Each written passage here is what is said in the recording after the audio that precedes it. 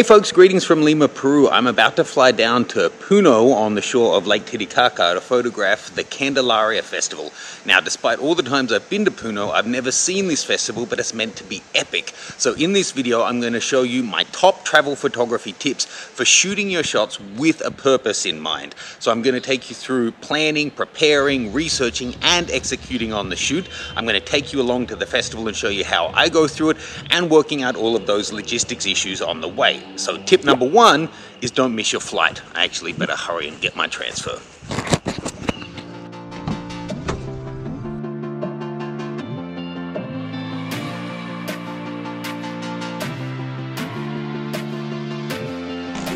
Hola.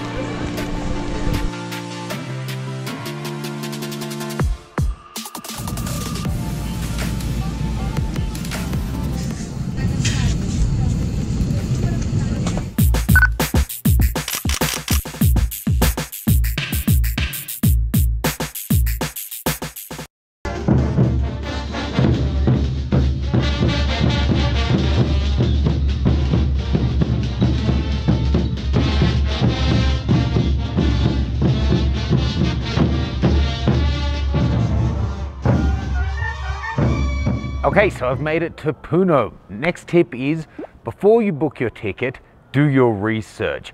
We all like to be surprised and see new things when we're traveling, but trust me, having some understanding of the history, context, culture of what it is that you're seeing is going to give you a deeper appreciation, and it will improve your pictures. So when you're composing shots of the city or of the festival like I am here, knowing what are the important elements, what are the important buildings, what are the icons, what's the significance of things will help you put together more important shots. So for me, this festival is a huge religious festival practiced by the locals all through the Andes. Thousands and thousands of singers, dancers, and musicians descend on Puno and celebrate the Virgin of Candelaria festival. I'm going to bring you along, so let's check it out.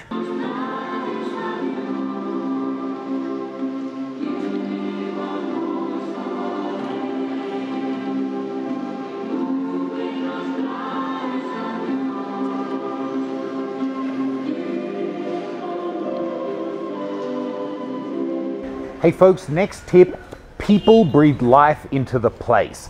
Include people wherever possible. I get the technique, sometimes getting rid of them or blurring them out is also a creative choice and a way to get a unique shot. But generally speaking, if you're trying to document a place and a time, including the locals is a great way of doing it. Take a look at this shot I got outside the cathedral yesterday with the local lady taking a rest there. Afterwards, we had a tiny chat in my broken Spanish. It was a beautiful moment. But still, anyone could go back and get that shot of the cathedral if she weren't there. Because she's in it, because I framed it up with her on one side and then the sculpture on the other side of the building, now it's my shot and it tells you something about the people and the place of the city that I'm trying to document.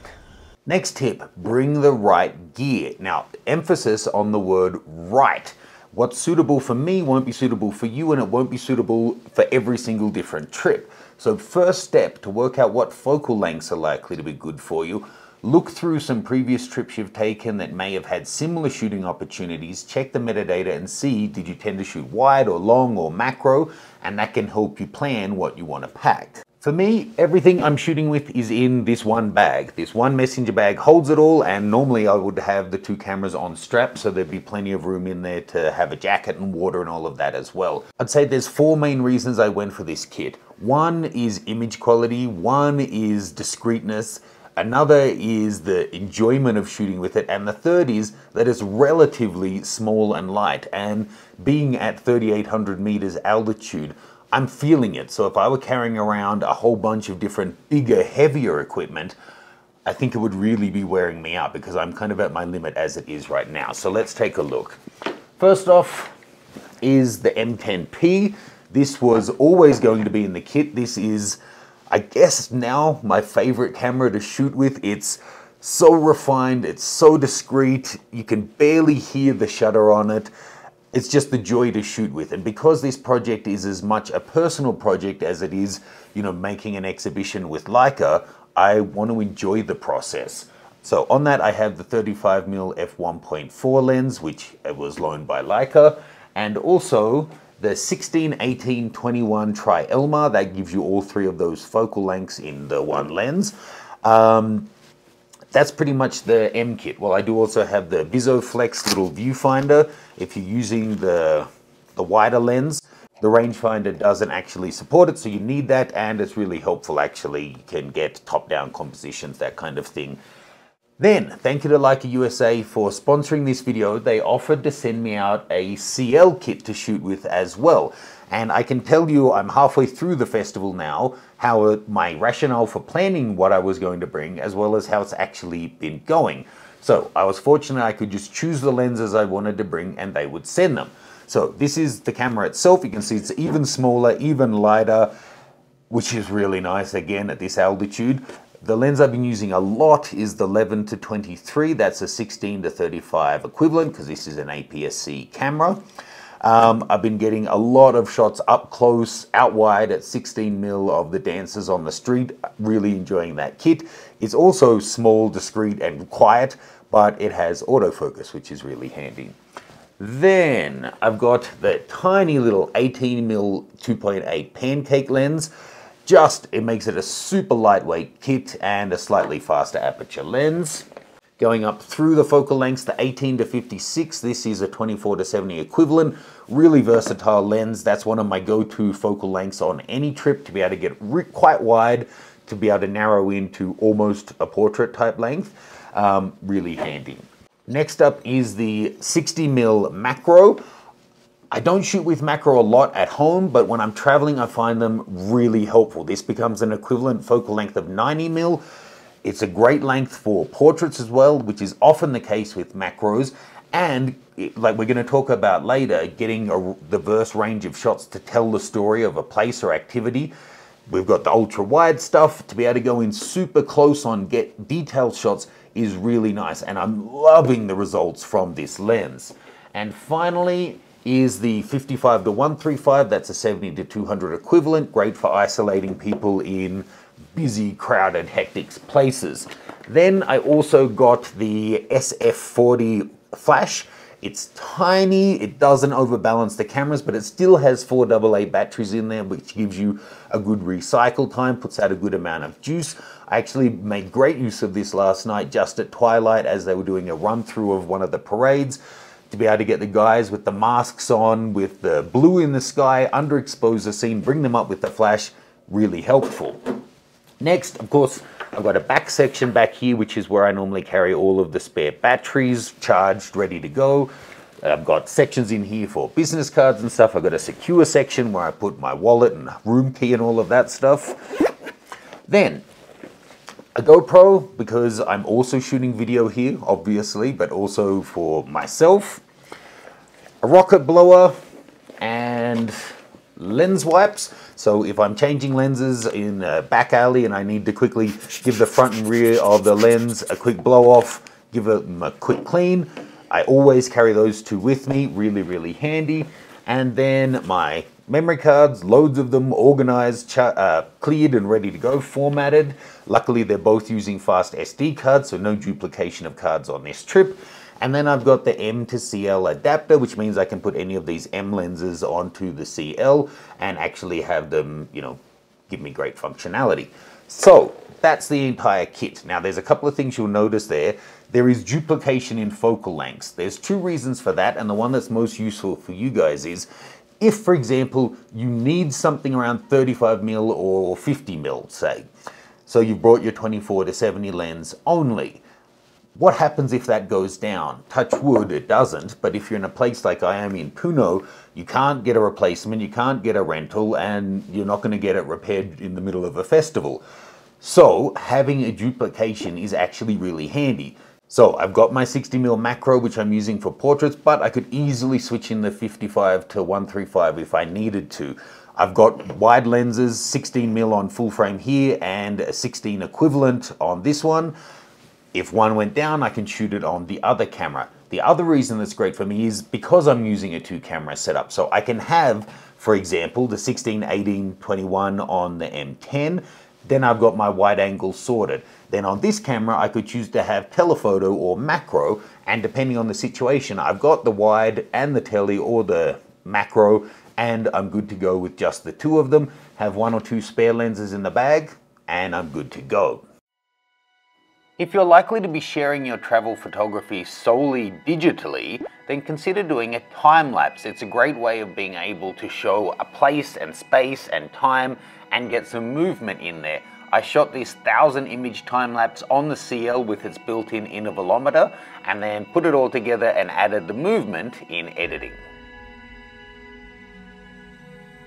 Now, the next tip is be open and receptive. Of course, in a new place, you want to have your wits about you. You don't want to get taken advantage of or ripped off, but also don't close yourself down to opportunities.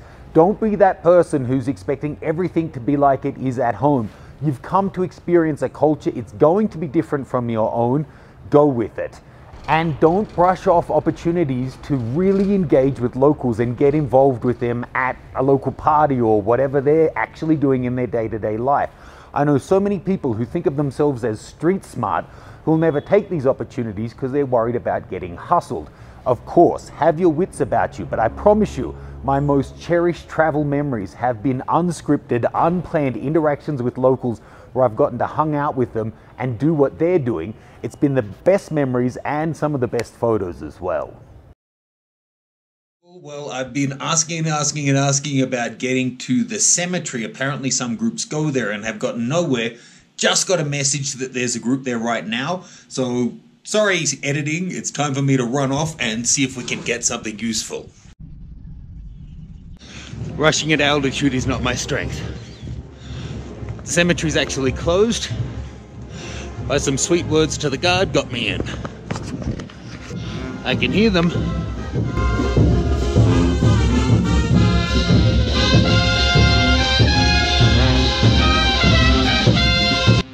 So why is this Bolivian band playing in a cemetery? They actually do it to honor the members of their band who've passed away so they can still be in some way involved in the festival.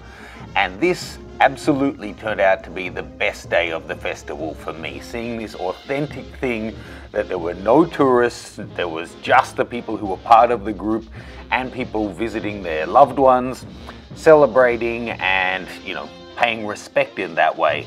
And I got to chatting with the group, and as a matter of fact, they ended up forcing me or encouraging me or inviting me to play their instruments, and they took my camera, so I got to play a few different instruments and kind of join the band for the evening.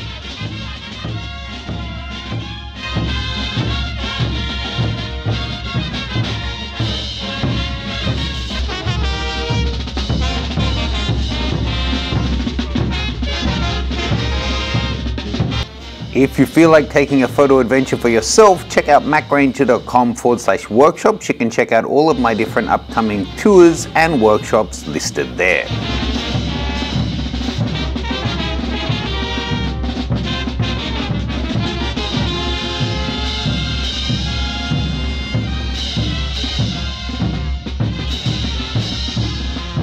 Now, if you're going to a country that speaks a language other than your own, try to make the effort to at least learn the basics. Greetings, is it okay to take a photo, that kind of thing. Whatever you're capable of. But I've actually found using a translation app really helpful. Now, it may seem impersonal, but trust me, that's better than not being able to communicate at all. Last night with those Bolivian musicians, I was able to speak into Google Translate in English. It would show them Spanish. They could do the reverse on their phone. And we had a whole conversation, and now they invited me to a festival in Bolivia that I hadn't even heard of before. So download that stuff, and as long as you have a data connection, it can really be helpful in the field. Next tip, you need to get clear on what style of travel photography you're planning to do. It's not one size fits all. Are you there to shoot landscape or cities or wildlife or underwater or documentary photography? Each of them is going to change the way you need to, one, pack, and two, approach the whole thing. Now, I would say the most popular these days is documentary. I'm going to go into that more and more, but whatever your style, most of these points are going to apply to you in making sure you get the right range of shots and that you're ready to actually execute on them. So if it is documentary, you need to ask yourself, Do you have a story to tell? Documentary doesn't just mean reporting the facts without putting your own input in there. That just doesn't really exist. And if you do have a story to tell, what's the story and how do you want to tell it? Or do you plan to somewhat wing it and see what is thrown at you? In either case, I suggest you make flexible plans. Lay down a foundation of where you want it to go, the things you want to see and do, and then be willing to adjust things when they inevitably change, when you get approached with a great opportunity or something you're planning to shoot gets closed down and you're not able to shoot it.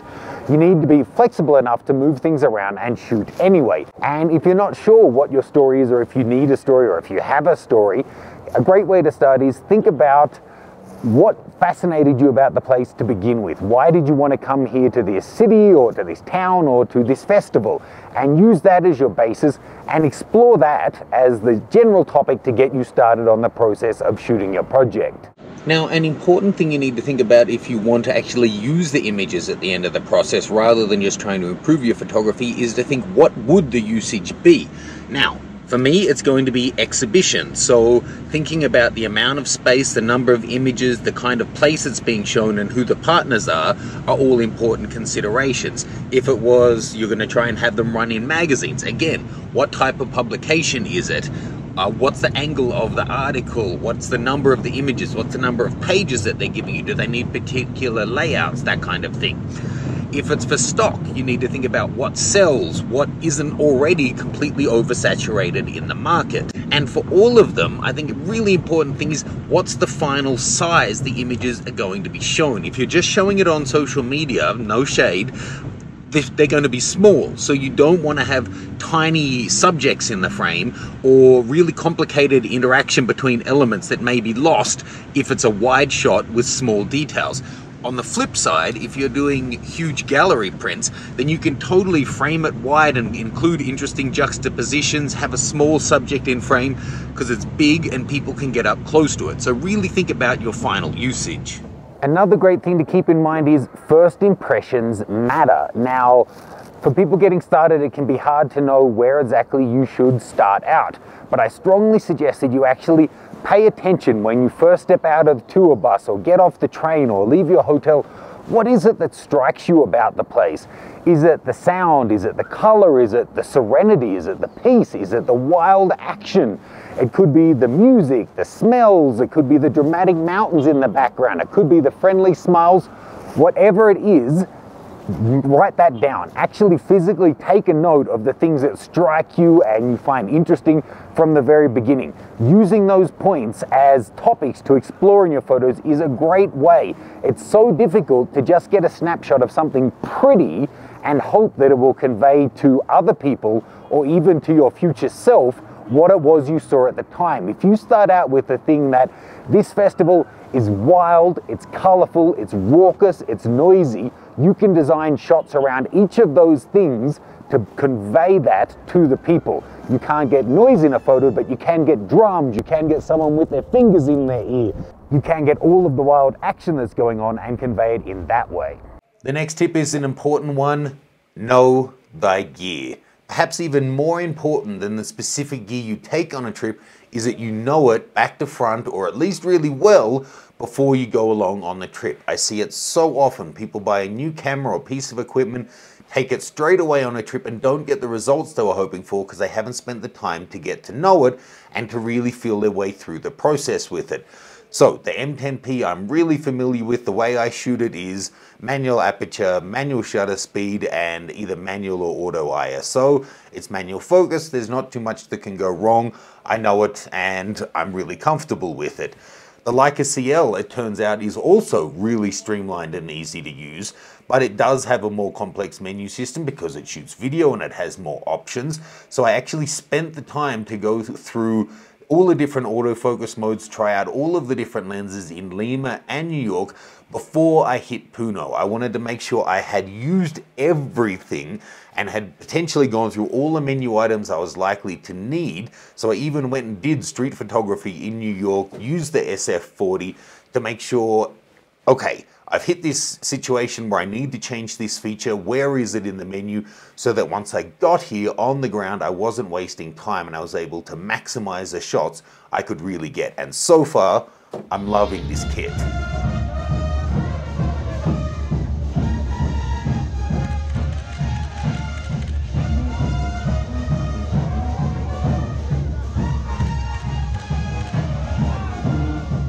No matter how you see your photography as a hobby or an art form, it is a creative process and it has your signature on it. So I want to encourage you to experiment. Let's say you have an hour shooting something. Take the example of the dancers I was shooting yesterday. Spend the first 10 or 15 minutes just getting to know the rhythm of it, getting the safety shots, learning when peak action is, getting nice, sharp, crisp shots with the right things in the frame, and check off all of those safeties that you really need to get. Then spend the next like 40 minutes experimenting. Get down really low. Get up higher. Look down on them. Maybe get on a balcony and shoot right down on them. Try different shutter speeds. Is a 20th of a second good, a 30th, a 40th, a 50th, a 60th? What gives you the motion you want, but not too much? Throughout that time, you will have figured out the motion, the rhythm of the day, figured out what works and what doesn't work in terms of creative settings, what results you like, and you'll probably find it's in that last 5 to 10 minutes of the hour that you actually get your keeper shots. Okay, let's talk about photographing strangers. Now, of course, you want to be aware of local customs, taboos, as well as the law. My general approach is, if asking for the shot would ruin the shot because it needs to be candid, I'll take the shot first and then I'll engage the person. I don't just take the shot and run away. After all, I'm here to immerse myself in the culture and people are what make it what it is. If talking to the person first, asking for the photo will actually help, like you might be able to move them to better light or to have them pose, then go ahead and do that. Now, a touchy subject that a lot of people ask about is, what about when people are asking for money to have their photo taken? Well, for some people who are on limited means, it may be their only way of cashing in on the tourist boom. And if someone has an incredible look that you think is going to make an incredible photo, my approach is, why not? We spend all this money on equipment, insurance, flights, accommodation, meals, all this stuff to come here and take great photos, but we're not willing to give like $1 to someone who's ultimately going to make or break the photo.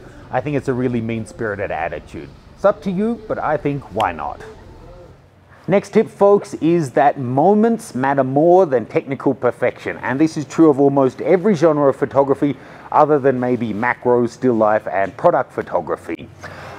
Getting genuine human interaction, the peak moment as dancers hit their move, getting people genuinely laughing, beautiful, natural human emotion is more important than perfect blur, the eye being 100% perfectly in focus, or any of these technical details that we as photographers can get hung up on. Look back at some of the most iconic shots over the last century, and it's about timing and capturing the right moment rather than having a technically perfect shot. And that's going to come down to really knowing your equipment so that you'll get them when they're at their perfect peak extension. That's what's going to yield an amazing shot rather than one that's pin sharp with beautiful bokeh where they're halfway in the motion. Next up, be patient. It might take you 5 minutes, it might take you an hour, it might take you 2 days to get the shot you want. But if you really want the shot, wait until the light is right. Be tenacious. Wait until there's no one walking in your frame. This is something I'm dealing with on this trip. But take the time and just don't give up on it. The amount of time you're willing to invest in the shot reflects how good you think the ultimate shot can be.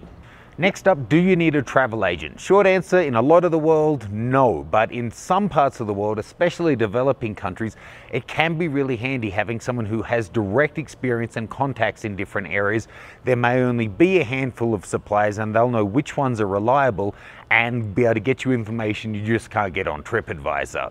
Next up, do you need a fixer? Now, in really remote areas, it's almost certain that you're going to need some help to put the trip together. But even in more commonly visited areas, they can be so useful, especially if they've worked with photographers before, to let you know the best time to go to places, what's the best approach, and to be able to get you access to places that you just wouldn't be able to on your own, especially if you don't know the language. Hey folks, the next tip I think is a really important one. I may be preaching to the choir here, but the best way to enjoy your travel, whether you're there for photography or not, is focus on what it is. So often people get hung up on what they thought the place was going to be, what they hoped it was going to be, and they get disappointed or even pissed off that it's not that in reality. Remember, this place is a living, breathing city or festival or whatever it is, and it's not being put on for you. So go with the flow. Cars will drive through, people will walk through. Sometimes you just have to roll with the punches and make the best of the situation. You have to think about, this is how it is. I came to see Puno, I came to see this festival, this is it. Okay, next tip is get a diverse range of shots. Now, getting that hero shot is great, but you want to get a range of images that together tell the story of the place or activity that you are attending. And no one wants to see 500 shots from your trip to Paris. They want to see a tight collection that work together. For me, I know my ultimate selection is going to come down to 8 images that'll be printed large for exhibition showing Puno at the time of Candelaria. Now, a great way to force yourself to get a diverse range of images is to actually focus on every place or activity you attend as its own assignment. Imagine you were writing an article about it. What would you need?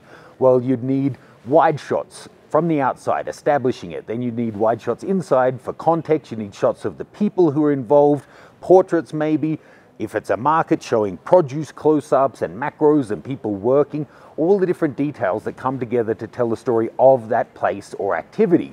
And if you do that for each of the different places you visit on your trip, at the end you're going to end up with a great diverse range of shots to choose from once you get home.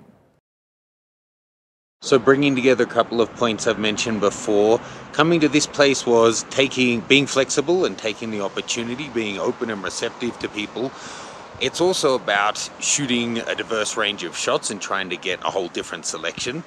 But also it's about first impression. So as I first walked in, what struck me was all of the beautiful flowers and everything here. The construction site in the back. Hello. Yeah, go ahead. The fact that we're so close to Lake Titicaca there. And surprise, surprise, that there's several cats here. And the fact that it's a family affair and there's mum and auntie and all the dancers here to get their masks. So they're the things I want to convey here in my shots.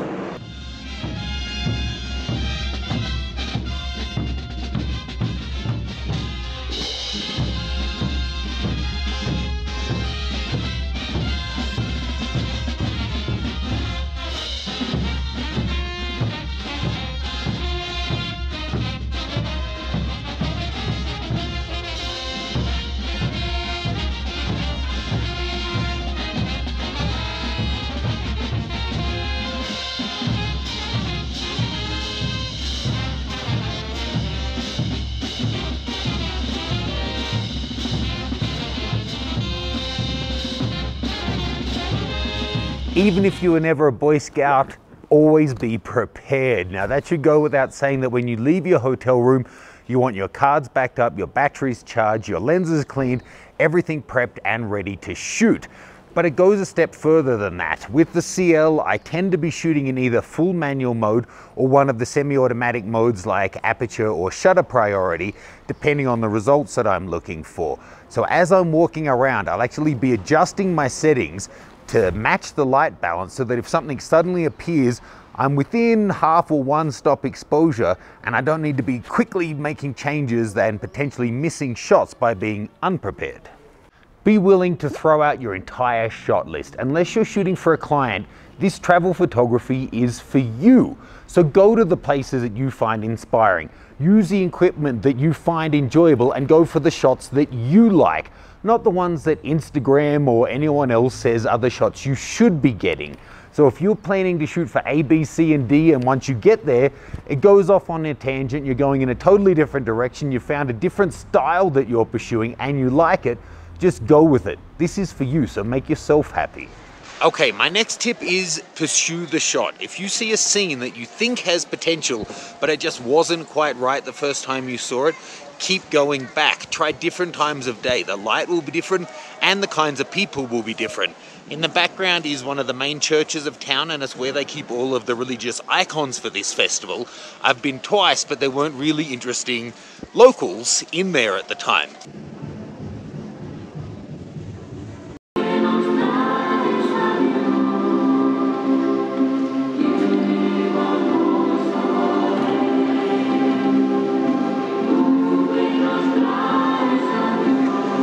One fantastic thing about shooting with this kit, they're so quiet.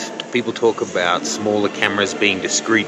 I don't know that it's so much to do with the size, but the noise. This is a photo-friendly place. People are snapping away selfies all the time, but it's hushed tones, little bit of conversation, and then the background music.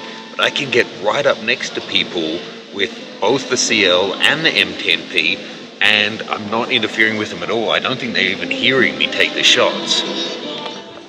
Now, the room of candles in the church was something that I knew had great promise, so I actually went back on 3 different occasions to see the different characters that were there, how crowded it was, what compositions I could get with the different elements in the room, and these are the ones I got over those 3 different visits. And whilst there, of course, I did also look for individuals and scenes within the overall church to get shots of that I thought told the story of the people interacting with the church. And being an animal lover, when I saw this puppy out front kind of juxtaposing with the lady asking for a donation, I got some shots as well. And, of course, made a donation. My next tip is take care of yourself. It's not realistic that even if you're at an amazing festival or location, once in a lifetime opportunity, that you can shoot 18 hours a day for 7 days straight.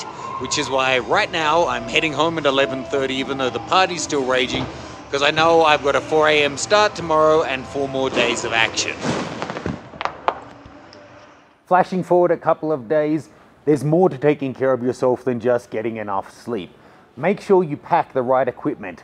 Bring warm clothes, waterproof clothes, broken in shoes. For me, one of the most important things I brought to this trip was earplugs. The dancing and festivals go literally until 6 a.m. and a lot of my neighbors aren't sleeping at all. Having earplugs is what's actually keeping me running. So really think about what you're going to need to be comfortable, warm, and safe on the trip. There's no point bringing all this great gear but then being too cold to stay out all night to actually shoot it. Okay folks, 2 tips for you here. First one, back up. You didn't come all this way, spend all this money to go home and potentially lose shots or lose all of your shots. It would be heartbreaking. Remember what they say, one backup does not equal being properly backed up. So when I'm traveling, I try to back up to 2 SSDs and a rugged hard drive, all of the material that I've shot on the way, and then I'll transport the 3 different drives in different bags. A routine I've gotten into is to do it all at the end of every single day, dedicate half an hour, even when you're tired and exhausted, to back it all up to your primary drive, and then you can leave it copying to the 2nd and 3rd drive as you go to sleep. And that leads on to reviewing your work. As themes emerge as you're traveling and you get an idea of the story you're trying to tell of your trip, go through and actually star or rate your shots so that you know which ones you've got a lot of, which ones you need more of, which ones you could do better, and where you've got gaps that will help tell the overall story. And that feeds back to the backup section.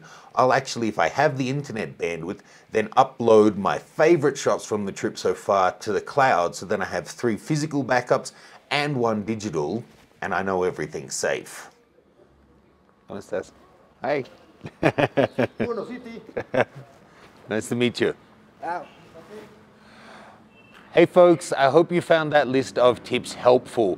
The last one I want to talk to you about, I think, is for me the most important one, and that's to make sure you enjoy the process. It can be so easy to get so focused on getting the perfect shots that you stop enjoying it. you're so focused on, I need to get the perfect shot of the dancer, that you don't notice just how beautiful the dancing is. Or I need this dramatic light on the mountains, and you don't take a second to drink in just how crazily beautiful the mountains actually are. So take the time and think about what it is that you loved about travel photography to begin with. Are you enthralled with Latin American culture? Is it dramatic mountain ranges? Is it Asian spiritualism? And then plan your future trips around that. Travel is such a luxury. If you get the opportunity, really make the most of it. For me, this has been a fantastic trip, and the gear has completely supported it. I really want to engage with the people. I'm not there to steal pictures and run away. So I want something that's seamless, that in a way kind of disappears and just lets me do my job. So I'm not spending time in the menus. I'm mainly using manual controls or an aperture or shutter priority setting depending on what I'm doing. And the CL has been great for that. It's small, it's quiet, it's discreet, it's not intimidating by any means, and the results are looking great. So I hope you've enjoyed this video, folks. Let me know if you have any questions or any future things you'd like covered in terms of travel. I'm going to be making an exhibition from this, so let me know if you'd like to know about the process of doing that as well. I'll see you soon.